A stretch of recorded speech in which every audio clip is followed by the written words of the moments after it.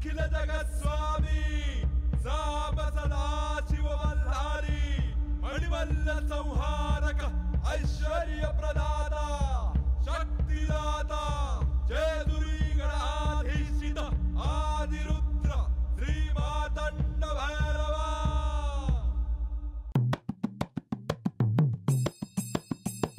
जय देव जय देव जय देव जय देव जय देव जय शिव मातंडा।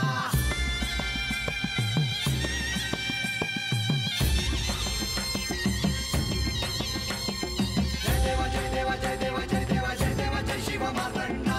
हरिवर्धन मल्हारी तुझी प्रचंडा। अगडदुम नगारा सोन्याची जेजुरी देव गेले जेजुरा निळा घोडा। अगडदुम नगारा सोन्याची जेजुरी देव गेले जेजुरा निळा घोडा। पावमे तोडा कमरी कर पटा मिहिर मस्तकी तुरा। खोबऱ्याचा कुटका भंडाऱ्याचा भडका बोल हंकारा सदानंदाचा येळकोट सदानंदाचा येळकोट। जय देव जय देव जय देव जय देव जय देव जय शिव मातंडा। जय देव जय देव जय देव जय देव जय देव जय शिव मातंडा। हरिवर्धन मल्हारी तुझी प्रचंडा। जय देव जय देव जय देव जय देव जय देव जय शिव मातंडा। हरिवर्धन मल्हारी तुझी प्रचंडा।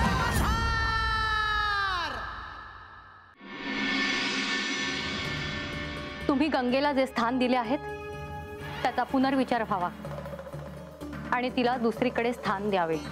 पण हे कसे शक्य आहे का पार्वती? एकतर मी तिला तसे वचन दिले आहे आणि दुसरे म्हणजे मी तिला नियंत्रित करून पृथ्वीवर सोडले आहे। अन्यथा तिच्या आवेगात सर्वत्र जलप्रलय यायचा। पण तिला आपण शांत प्रवाहित व्हायला सांगू शकतो नाही, तो तिचा स्वभाव आहे आणि तिच्या स्वभावाप्रमाणे प्रवाहित होणे हा तिचा अधिकार आहे। तुम्ही लगेच तिची बाजू घेत आहात। आता तुम्हाला माझे म्हणणेही पटेनासे झाले आहे। पार्वती, काहीही बदल झालेला नाही, जे आधी होते तसेच आहे। मग मला असे का वाटते आहे की अनेक बदल घडलेले आहेत।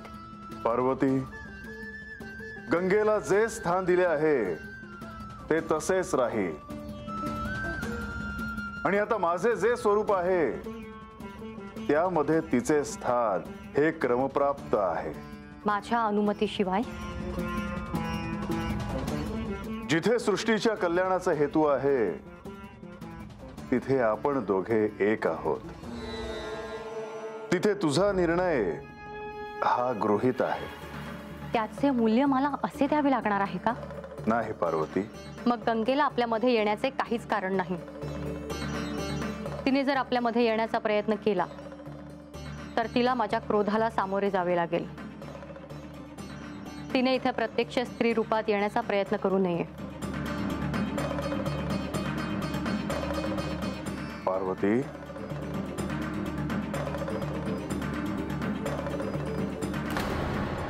या देवी सर्वभूतेषु शक्ति रूपेण संस्थिता। नमस्तस्मै नमस्तस्मै नमस्तस्मै नमो नमः। या देवी सर्वभूतेषु आनंद रूपेण संस्थिता।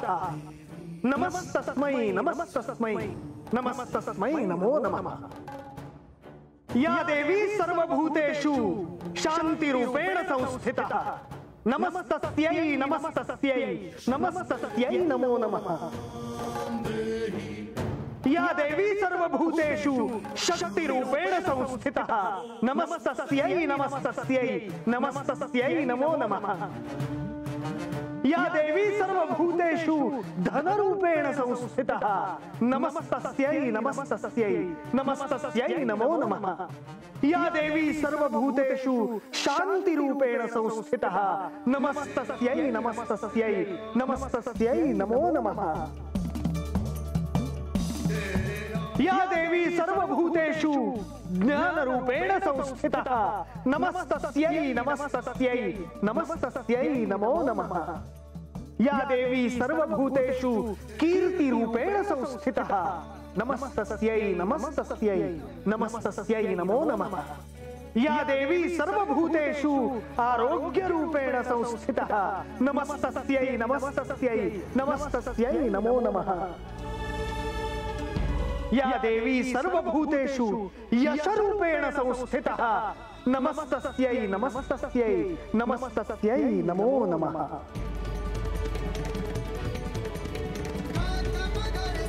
शारदीय नवरात्रात श्री महाकाली, श्री महालक्ष्मी आणि श्री महासरस्वती यांचे नमन करून आणि त्यांच्यातल्या आदिशक्तीला स्मरण करून मी हे आख्यान पुढे नेतो। कैलासात श्री महादेव श्री गंगा मातेला धारण करून स्थित होते। श्री पार्वती देवींनी गंगा मातेला त्यांच्या सोबत पाहिले होते आणि ते स्वाभाविकपणे त्यांना रुचले नव्हते। त्यांनी या संदर्भात श्री महादेवांकडे बोलूनही दाखवले होते। मला आश्चर्याचे वाटते आहे की श्री महादेवांनी तिथेही देवी गंगा यांना स्पष्टपणे सांगून दूर का नाही ठेवले। पार्वती देवी योग्य होत्या। नारायण नारायण।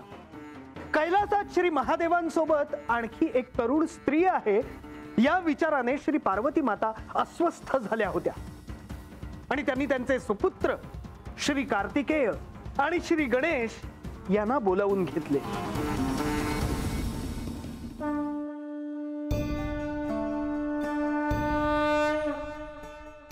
माझ्या येण्याने तुला आनंद झालेला दिसत नाही हे स्पष्ट दिसते आहे, पण मीच महादेवांना तशी विनंती केली होती की त्यांनी मला त्यांच्या जटांमध्ये स्थान द्यावं आणि तुम्ही ते मान्य केलेत?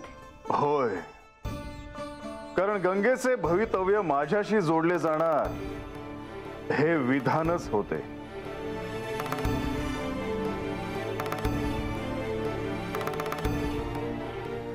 माते, तुम्ही आलात? प्रणाम माते। माते, तू आम्हाला बोलवलंस, काय झालं? माते, तू चिंतेत का दिसते आहेस? मला तुमच्यावर एक कार्य सोपवायचे आहे। आज्ञा असावी माते। या कैलासातले कुटुंब सगळ्यांनाच परिचित आहे, मात्र आपल्या व्यतिरिक्त इथे आणखी कोणीतरी आहे आणि ह्या संदर्भात मला विश्वासात घेतले गेलेले नाही। तू कोणा संदर्भात बोलते आहेस माते? पृथ्वीवर गंगा अवतरण झाले आहे, मात्र खऱ्या अर्थाने ती ह्या कैलासात अवतरली आहे।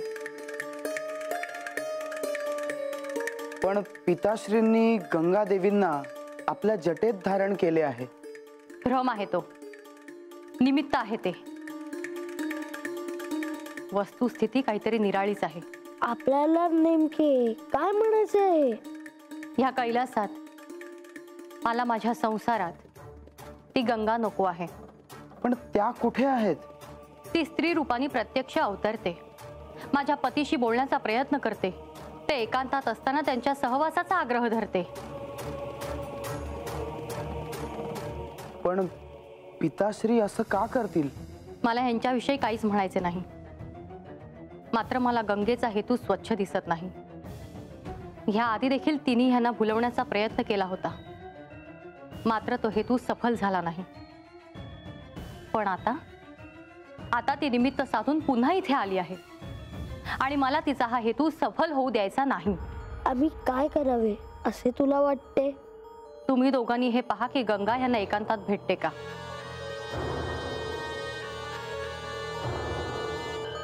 पण पिताश्रींवर असं लक्ष ठेवणं योग्य नाही माते। मी सोपवलेले कार्य तुम्ही करणार आहात की नाही? क्षमा असावी, आम्ही ते कार्य करू। ती इथे दिसताच मला सूचित करा, पाहतेच मी ती इथे कशी राहते ते। नारायण नारायण। मातेने दिलेले कार्य अवघड होते, कारण प्रत्यक्ष पित्यावर संशय घेऊन त्यांच्यावर लक्ष कसे ठेवणार? ज्यांची दृष्टी सर्व ब्रह्मांडावर आहे त्यांच्यावर लक्ष तरी कसे ठेवायचे हा प्रश्न होता। परंतु मातेची आज्ञा होती आणि तिचे दुःखही त्यांना कळत होते। मातेसाठी काहीतरी करायचे होते आणि ती संधी आता चालून आली होती, परंतु प्रत्यक्ष प्रत्यक्ष श्री महादेवांना विचारावे का, असा प्रश्न श्री गणेश आणि श्री कार्तिकेय यांना पडला होता. आणि अखेर तो क्षण आला जेव्हा श्री गणेश आणि श्री कार्तिकेय प्रत्यक्ष श्री महादेवांशी बोलले, तेही गंगा माता समोर असताना.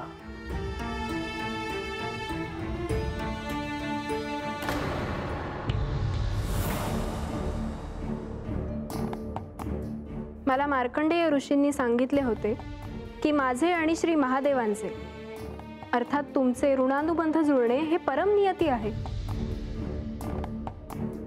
मग त्यांचे बोलणे असत्य कसे होईल?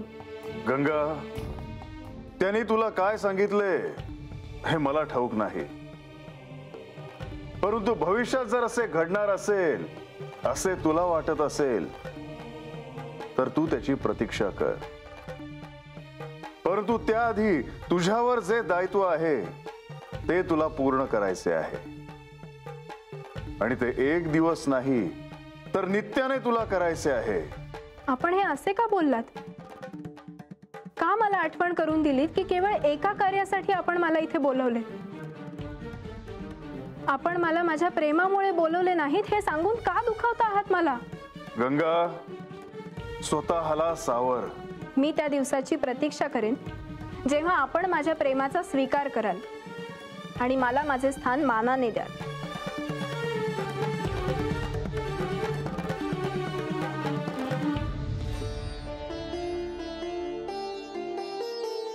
प्रणाम पिताश्री. प्रणाम देवी.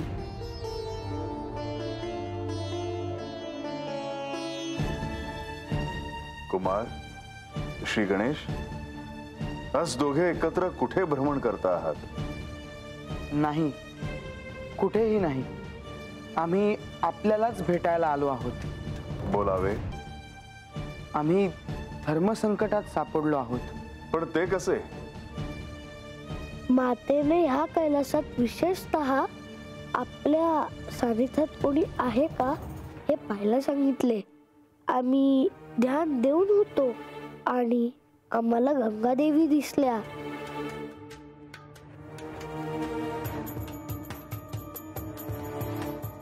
क्षमा असावी पिताश्री, पण मातेने हे कार्य आमच्यावर सोपवले होते. मग आता आपण काय करणार आहात? तेच ठरवलेले नाही. कुमार, श्री गणेश, तुम्हाला जर दायित्व दिले आहे तर असत्य बोलू नका. जे सत्य आहे तेच सांगा. पण त्यातून तर वाद होतील. हो, माझी भगिनी असूनही तिने अजून मला स्वीकारलेले नाही. यातून काही सुवर्ण मध्य नाही का? नाही, जे सत्य आहे ते स्पष्ट आहे. गंगेला असे वाटते की मी तिच्या प्रेमाचा स्वीकार करावा, परंतु मी तिला सांगितले आहे की मी पार्वतीला माझी अर्धांगिनी म्हणून मानले आहे. तेव्हा आता मी माझे विभाजन कसे करू? आता हे मातेला कळवावे तर लागेल. हे श्री गणपती, आता आपणच यातून काहीतरी मार्ग काढावा. मी विचार करतो. नारायण नारायण. कैलासातल्या आयुष्यात जे काही घडत होते ते ठाऊक होते, परंतु सर्वत्र देवीची उपासना सुरू होती. निमित्त होते शारदीय नवरात्रेचे. सर्वत्र भक्त जप, तप, उपवास, ध्यान, प्रार्थना, होम, हवन अशा अनेक पद्धतींनी तिला आळवत होते आणि त्यांची प्रार्थना तिच्यापर्यंत पोहोचत होती. सर्व भक्तांच्या मनोकामना पूर्ण करण्यासाठी श्री पार्वती देवी ध्यानमग्न होत्या.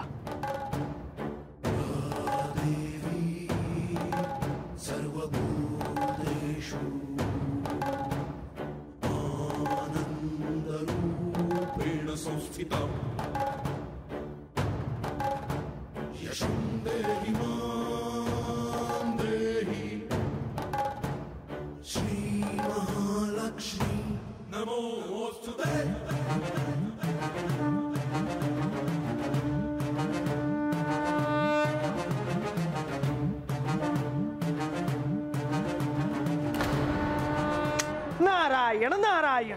श्री पार्वती देवींनी श्री विष्णू यांना आपले बंधू मानले होते आणि याच नात्याने श्री विष्णू आणि श्री महालक्ष्मी देवी कैलासात आले होते. त्यामागे एक कारण होते, ते म्हणजे शारदीय नवरात्र. आणि गंगावतरणामुळे आपल्या भगिनीच्या आयुष्यात काय घडू शकते याची कल्पना श्री विष्णूंना होती. हे सारं मला माझ्या परिचयाचं का वाटतं आहे?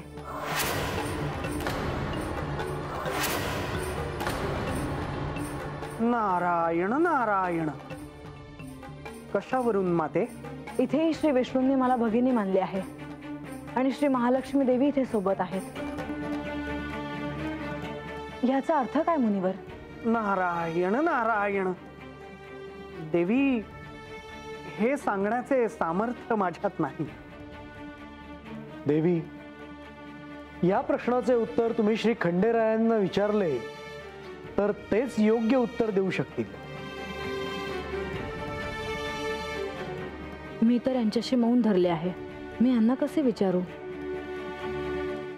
काय झालं देवी? मुनिवर, आपण आख्यानात पुढे जाऊयात.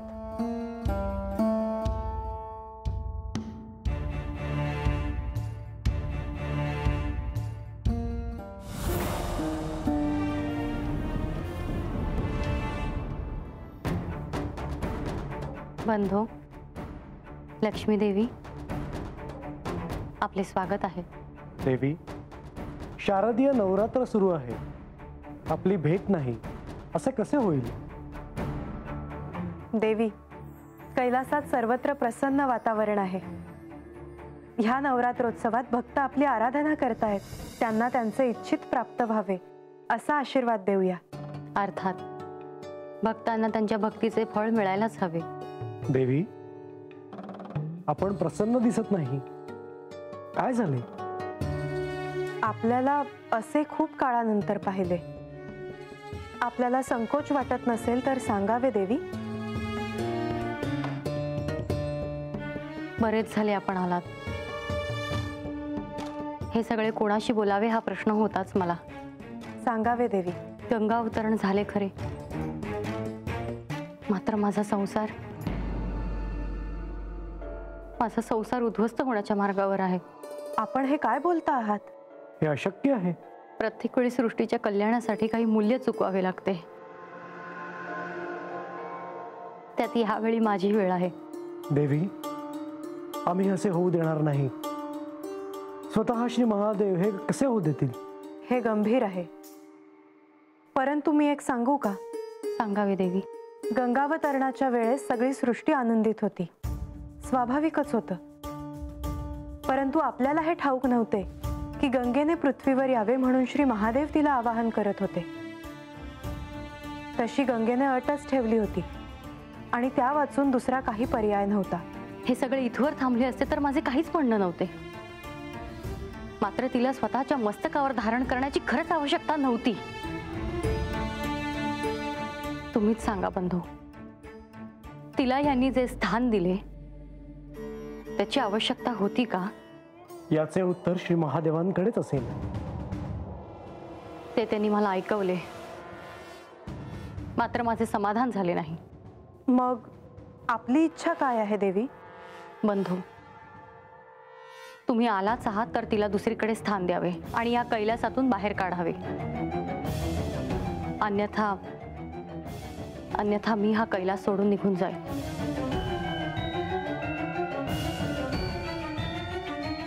देवी, आपण असा निर्णय घेऊ नये. बोलून काय होतं ते पाहूया. नारायण नारायण. श्री पार्वती देवींनी अत्यंत महत्वाचे कार्य श्री विष्णू आणि श्री महालक्ष्मी यांच्यावर सोपवले.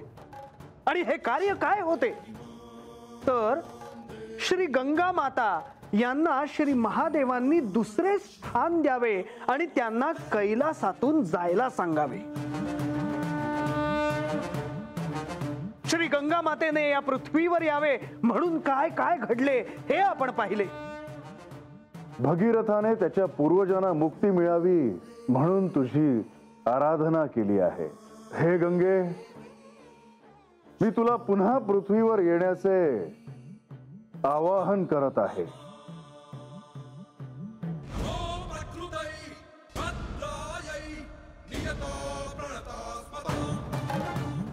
आणि हे असे असताना हे कार्य सोपे नव्हते. या कार्यात त्यांना यश मिळेल का? श्री गंगा मातेला श्री महादेव दुसरे स्थान द्यायला तयार होतील का?